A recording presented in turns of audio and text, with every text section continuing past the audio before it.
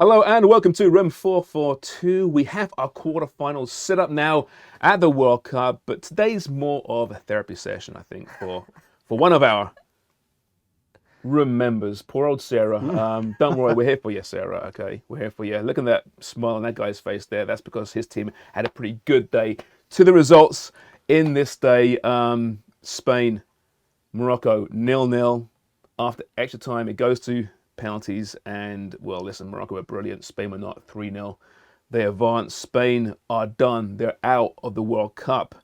In the late one today, Portugal smashed Switzerland 6-1. The big story entering this was Cristiano Ronaldo benched. Didn't start. His replacement, some kid called Gonzalo Ramos, just a hat-trick in his first start for Portugal. We'll get to that one later in today's show, but we've got to start with Spain against Morocco. Listen, we saw Morocco throughout the group phase. They impressed us, Sarah. They played good football, great energy, youthful. Spain, though, at times in the group phase were absolutely mind-blowing. At times, they weren't very, very good. What was your observations today? How bad was Spain? Or was it a case of just Morocco playing them beautifully?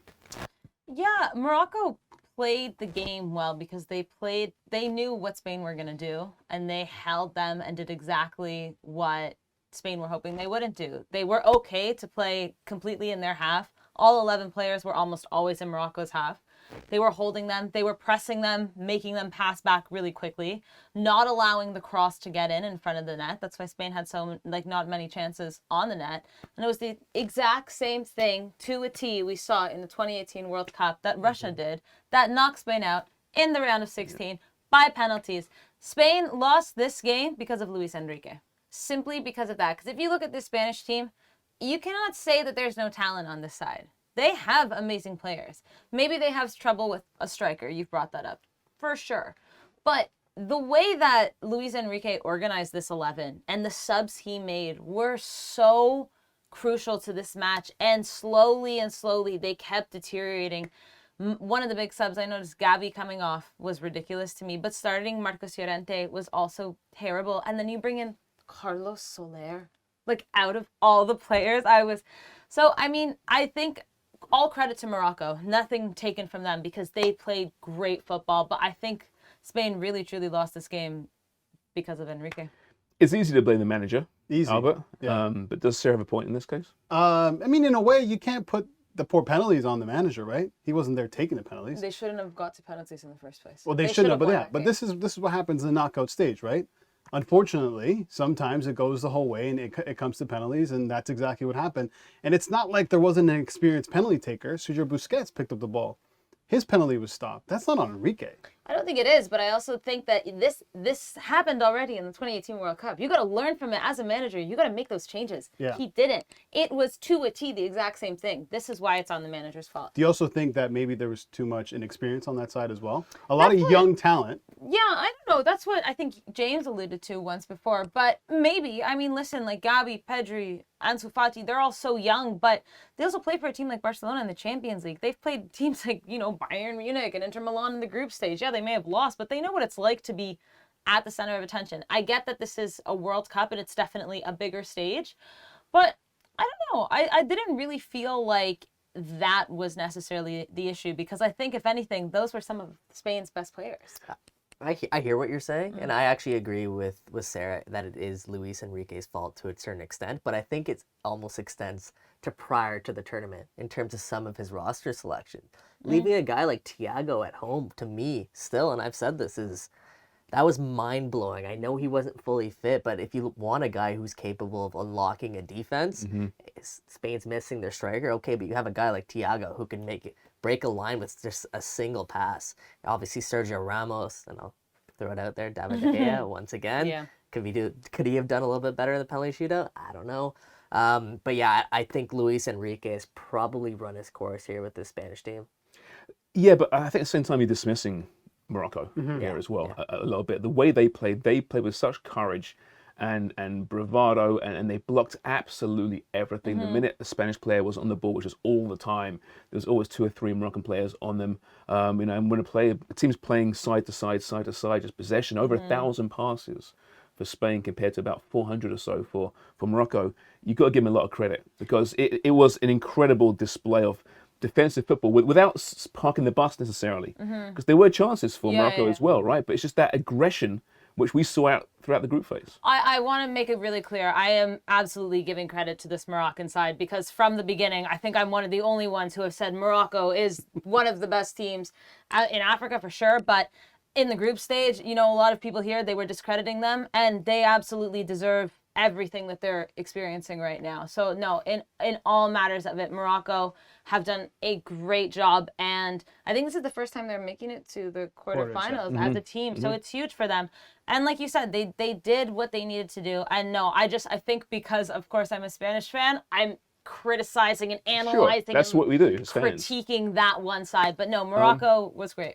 I think I think you're right in many ways there. But listen, Morocco, I think the fourth African team to make the quarterfinals now in World Cup history. They're playing Portugal, and when we come back, we'll break down Portugal's performance today, which was one of the best performances of this World Cup, bar none.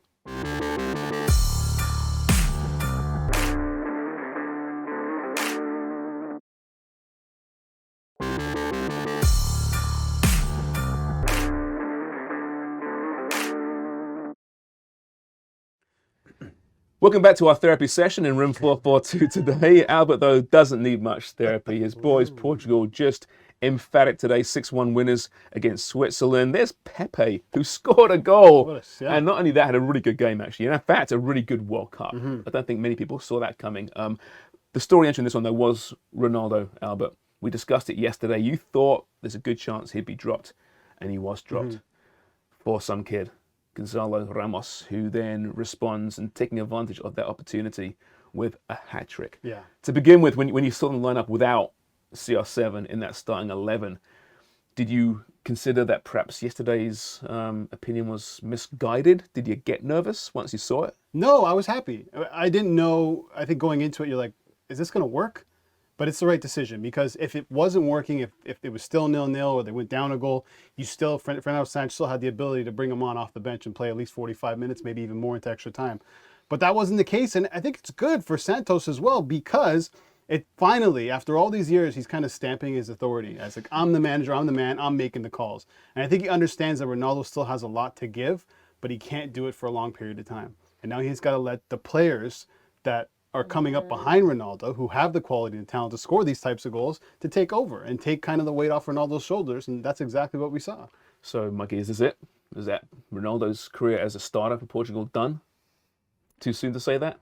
No, I think we've learned today, and the rest of the world has learned today, what Manchester United fans have seen throughout the course of this year and this season play out. That Manchester United and teams in general, when you have quality players on the pitch, are a better team when Cristiano Ronaldo is not on the pitch. And I don't think that's a stretch to say at this point. Portugal today, the way that they were clicking, the way that they were moving, the way they were moving the ball, it was clear that they didn't feel any pressure to play to one guy, right? We've seen that in the past where, a guy like Bruno Fernandes feels inclined to set up a guy like Cristiano Ronaldo because he's such a big figure. Now when you take him out of the side, they're just playing. They're playing beautiful football. Freedom, right? Yeah. Smiles. João Felix was incredible today, 2 fire. assists. Yeah, no, he was lovely to watch today. Even though he didn't get a goal, he was breaking ankles on that Switzerland side, and he looked really good, and I completely agree with Mikey. There's like a kind of weight almost lifted off some of these guys' shoulders, it seems, without him there, because he is such a polarizing figure, even if it's not just from them, the media, the way everything's kind of skewed. You know what, too? He brings a lot of negativity on that pitch, because when things aren't going his way, when he's not getting the ball that he wants, when he's missing the net or whatever the case, if he's offside, he throws his arms in the air. He has these little hissy Players fits. see that too. And no, that's a negative thing. It has to. Other players have to feel that. Like, oh, this guy again. Well, it's fine if you're scoring hat tricks, Of course, right? yeah. But when he declines, you can't have that energy on the field. Yeah, no. And then you see players like Bernardo Silva, who hasn't had the greatest World Cup. He stepped up. João Felix. I'm not going to say that's because Ronaldo wasn't on the pitch, but it definitely had something to do with it, right? Yeah. You'd have to think so. I think so, absolutely. Yeah, they were just brilliant today. Although Switzerland, Mikey, I mean, hardly a world beater, but it seems most World Cups, this team finds a way to get to the knockout rounds. They're tenacious. They got a great fight. We saw that against Serbia, but they just laid an egg today. They were terrible. Yeah, they were one of the most boring teams, I think, at the World Cup for me to keep an eye on. it's Xherdan Shaqiri's team essentially, and it still was the case, I think, moving into this tournament. And when he's playing the way that he's playing, obviously Switzerland can't go as far as they want to go. So, yeah, another disappointing dropout. But can anyone here say they're surprised? Like it is No. what it is. I Right? mean, when you play this type of anti-football where you sit back behind the ball and hope for nil-nils, it can backfire from time to time, and that's exactly what happened today. You can't go up against a team with that much quality and expect to keep them at bay for 90 minutes. Yeah, the Portuguese have arrived at this World Cup for sure. I mean, really impressive. So in the quarterfinals now, we got some great matchups. This is a great quarterfinal lineup, actually. You have the Morocco as like the one outsider, which I think you need now and again to keep it interesting. But Croatia take on Brazil, and Netherlands, Argentina on Friday. Morocco, Portugal, the early one on Saturday, and it's England, France, the late one on Saturday. If you entered this World Cup and you were told that was your quarterfinal matchups, you'd be pretty happy, right? As a neutral, you have to be thrilled, right? This is what you want. You want to see the best teams going up against the best teams. Obviously, the one exception is Morocco, but as you mentioned, it's a nice little Cinderella story that some people Maybe like they to are one of the root better for. teams now. Yeah, and yeah, perhaps you can't rule that out, but they deserve to be in this final 8. And yeah, there's some tasty matchups, and I'm looking forward to some really good football. If you rank this final, Morocco's not at the bottom. I would say No? they're Yeah, probably above Croatia. They could 100% they're above Right? Croatia. We're Absolutely. still not rating Croatia, huh? Yeah, well, not rating them, but just based on the way Morocco plays. I mean, they're more attacking. They can be just as defensive, right? They're almost. Do you rank them above Netherlands? Oh, no. No. Netherlands, I think they're getting better as the That's games one go by. team. Yeah, that's An one team. The interesting Dutch team, that right? are managing the tournament really well. We didn't know what they were in the group Yeah. phase against. Let's be honest, with respect to Ecuador and Senegal and Qatar, they're not the greatest teams, right? And the Dutch looked very average, but then of course they break through in the last 16 and look fantastic. So States, yeah. it's still wide open, right? I mean, Brazil is obviously the bookish choice to win this thing, but my mindset hasn't really changed from before the World Cup. It really is a bucket of 4 or 5 teams that could legitimately win this thing. Yeah, are there any straightforward quarterfinal matches? And people will say Portugal against Morocco because maybe No. Portugal's or not Morocco's straightforward. emotionally drained and they put so much effort into Well- that round of 16, which is possible, but you can't dismiss a team just because of that. Brazil, I Croatia is think the closest one. Brazil, Croatia. I'm sorry, and like no disrespect to Croatia, but I think Brazil right now are just too hot. They're too good. They're so much younger. They have the pace. I think Brazil is going to beat Croatia relatively comfortably. Now, if they lose, I will eat my words, but I don't think they will. I'm smiling because Croatia, you can't write them out. No, I know. I- will it's, not not. about, I know. it's not about Croatia though. It's more about Brazil. Yeah, that's how I'm that's looking fair. at it. That's But I still look at the Brazil game when they had all their Joga Benito and it's amazing. But it was Korea who were awful in that game as well. Allowed them to do that. Yeah, maybe you're Right? right. So Yeah. Croatia won't do that. One thing Croatia won't do is lie down. Right? Yeah. They won't get smacked off the park. They'll be nasty. And if Richarlison's doing what he's doing in the middle of the park, he's going to get just Vardiol. scythed down. Yeah. Right? So it's going to be actually a fascinating match. I can't wait for that one. That's the first one first on game. Friday. Early Yeah. going. All right, let's move some questions here before we get to break.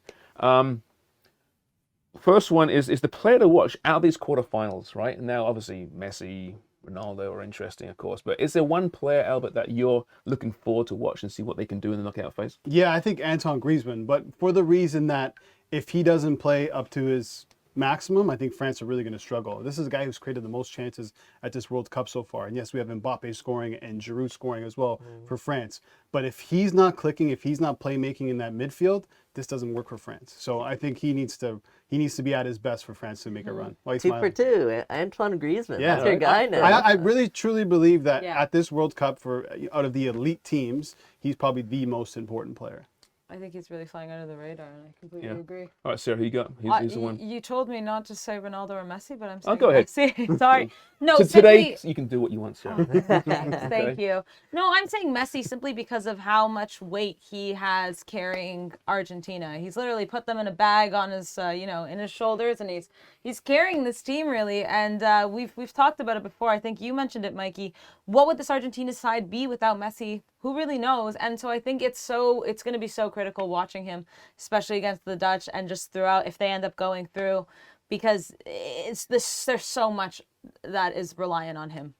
I'll be biased now and mention Jude Bellingham's name. Haven't mentioned him that much in this World Cup because everyone else is mentioning him. But he's been sensational. And having watched England for a long time, they've been looking for this type of midfielder.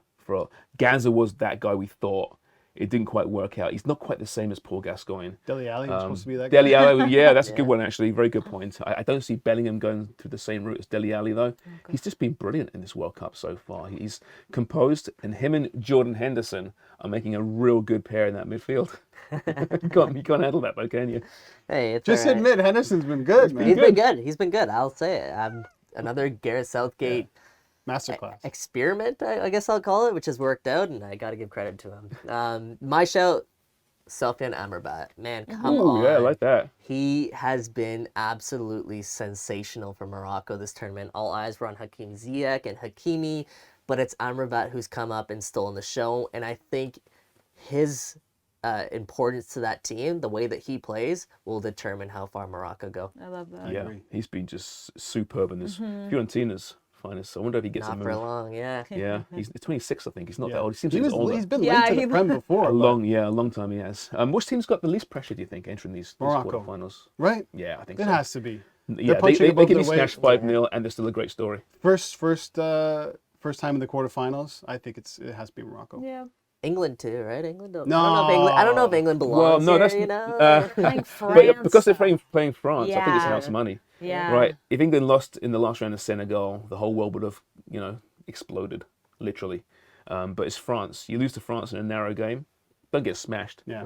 It's like, well, that's okay. But the because it is rivalry France. between England and France, I it's almost huge. think that's That's decent. The majority of these teams in the quarterfinals, their expectation was and is to be win the here. World Cup. Yeah. yeah. I mean, outside of maybe Croatia and Morocco. yeah. Yeah. The big Netherlands, teams have still kind of. Netherlands?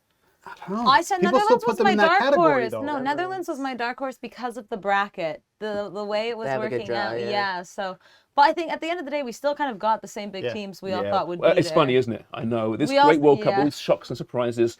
This could be the one. Yeah. Well, here we are. Brazil 7 and of 8 France in the teams. final. And now we know for sure there's only one true dark horse. and Yeah, that's Morocco. That's Morocco. Yeah, absolutely. Are they the only team at this World Cup that has not won a World Cup before?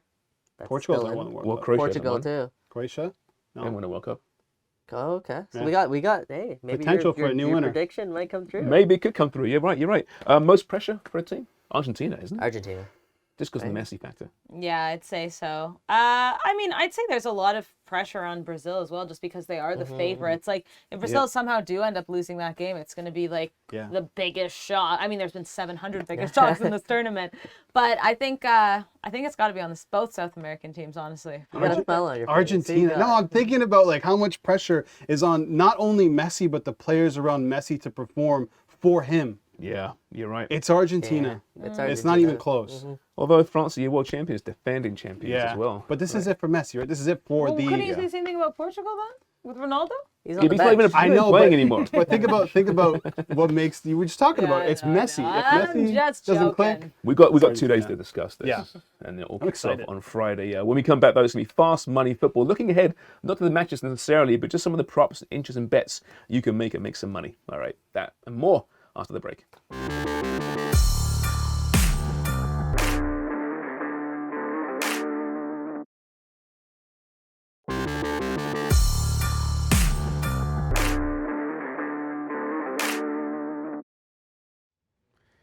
All right, it's Fast Money Football presented by Betano. Yes, the quarterfinals are upon us Friday and Saturday. We'll break down the actual games in depth next couple of days, of course. But Albert, what are you looking at? Where are you laying your money ahead of these matches? I'm actually going with a draw between Netherlands and Argentina. We've seen that Argentina tend to struggle against teams that sit back. They can find the goals. But I just keep thinking back to that Saudi Arabia game. I know it's the first game, and Scaloni tactically has changed the way that they play. But if they can't break down those teams, they can get countered on. And I think Netherlands is probably one of the best teams that can do that at the moment. And going forward, 8 goals on just 14 shots on target for Netherlands. So they don't need many chances to score these goals. And I see like a 1-1 here. I see Messi and co breaking through, and then the Netherlands coming back the other way. So I like to draw it about plus 250. And when it comes to quarters too, they're so tight. Yeah. So another long game then coming Yeah, up. another one. Another long one. More pressure. All right, Sarah, what do you have? I'm gonna look to Brazil because they are looking great right now and sprinkle a little on Neymar. Neymar came back after his injury and he looked absolutely fantastic against Korea. Neymar to score plus 115. I like that against Croatia. If there's anyone that's going to break through that defense, it's going to be Neymar. And also, he's a penalty taker. So I think the chances of him scoring are high. And then he can samba all the way right in front of James. Hey, listen, I'm not that much against the dancing. James you know. Keane. I just James can't Keane. dance myself. So what do you want me to say? But you know what? There's a few players that can samba through that defense, mind you, right? Yeah. But they do look different, don't they? With Neymar in there, that swagger Yeah. returns. Really good performance, and he wasn't limping post-match, which is a good thing. I thought, man, he played with that ankle injury, and what can that happen there? But very impressive. Mikey, what do you have? Lionel Messi. Lionel Messi to find the back of the net for Argentina over Netherlands. Listen, we've talked about it on the show a lot, just how important Lionel Messi is to Argentina. And it's another moment for Lionel Messi, who so far at this World Cup has stepped up and fulfilled any opportunity he's had. And at plus 147, Lionel Messi to score an anytime goal, that's fantastic value. He already has 3 goals, would have had 4 if he scored his penalty. Lionel Messi to score anytime. That's good money, good value for Messi. Martinez will start. Sorry, Alvarez will start again, right? Yeah, He's gonna start. absolutely. You would think so. Yeah, we'll see. We know that Harry Kane's going to start for England. I'm going to put some money behind my team here. Harry Kane to score at any time, plus 155. He scored, finally got that monkey off his back in the last match. He'd been playing really well, I thought, assisting, dropping deep. So there's no issues about his form. But when Harry Kane scores, he scores in bunches, I think. And you know Harry Kane really well from Spurs. When he's got that look in his eye, there's something about it. He's going to be on the score sheet again. And he doesn't need many chances. He had the one chance in the last matchup, in the last 16 game, and buried it. There's one he shot over the net, but yeah. Okay, besides that. But he doesn't need many chances. And it's crazy, man. You think of Harry Kane, he's doing everything but finding the back of the net. But like you said, he doesn't have to. It seems the big players are all playing well. Ronaldo aside, right? But they are. Kane, Messi, Mbappe, you know, all the picks before this World Cup, we spoke about, you know, who can do what and who's going to emerge. Well, yeah, there's been some young players emerging for sure, some great stories.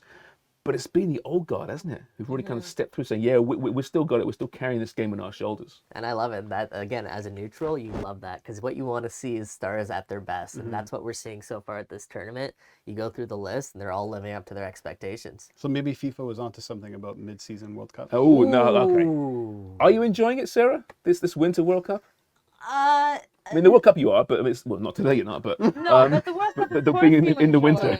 Yeah, no, I don't like that it gets. I mean, well, listen, we're in Toronto, so it's different everywhere. But I don't like that when the second match ends, it's dark outside. I don't like that the patios aren't filled. I don't like that people are walking down the street in just their jerseys. I miss seeing like the culture in Toronto. It's true. I'm pretty sure though you're going to find somewhere to drink tonight, regardless, aren't you? I have to play football tonight. I feel sorry for the team. Sarah, commiserations, congratulations. Thank you very much. We'll talk some more on the weekend about whether I'm celebrating or commiserating. Me too. Yep. All right, that's been Room 442. Much more coming up, same time tomorrow. Cheers for watching.